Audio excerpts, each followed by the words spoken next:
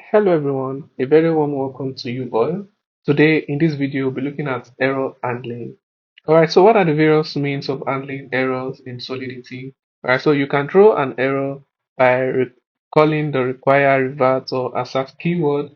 So usually when an error occurs, it undoes all the changes made to the state during the transaction. So take for instance, you initialized or initiated a transaction and an error occurred. What this means is that all of the state changes will be reversed back to the initial state before the transaction was made. All right, so let's take a look at the various ways to um, throw an error, right? We have require. So require is used to validate inputs and conditions before execution. You basically check for if certain conditions are met before the function is being executed. You also have revert, which is similar to require, is used to validate input and also check for conditions. We have assert. So assert is used to check for code that should never be false, right? Is expected to be true, and if this happens, that means that there is a bug, right? So if what you expect to be true at all time is false, right? That means there's an error, there's a bug. Okay, so moving forward, what are the various ways of declaring this? So for assert, you basically use the assert keyword with your parentheses and your condition that you want to check for, right? So this causes a panic error and does state change reversion if the condition is not met.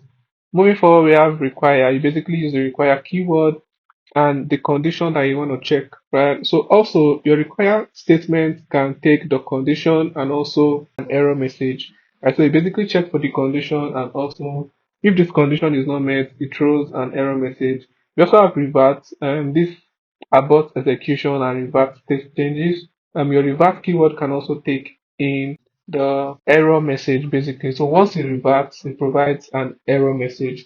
Moving forward, let's take a look at how this works by going to Remix IDE. Right, so we have contracts written out, one or test require, one or test revert, and also one or test assert. I kind of mentioned that require is used to validate input and also check for condition, same as revert, right? Assert is used to check for a condition that should never be false. So in this case, one iter is one E18, right? So we want to assert that number equals iter value. This is expected to not be false, right? At all time. And so for revert, we are trying to check if the number passed in the argument is less than or equal to 10, you should revert. Input must be greater than 10. Also for require, you basically check if the input, we are requiring that this is the condition, the number passed in must be greater than 10. If it is not greater than 10, you should throw an error. Input must be greater than 10. Alright, so let's deploy this and see how this works. So let's click on deploy. Let's check. The norm is one iter, which is one E18. Right. So let's check for assert. Now when we insert this, or let's make it one E19, it's meant to throw an error. So this transaction reverted to the initial state. And then let's change it to one E18 and the function passes through, right?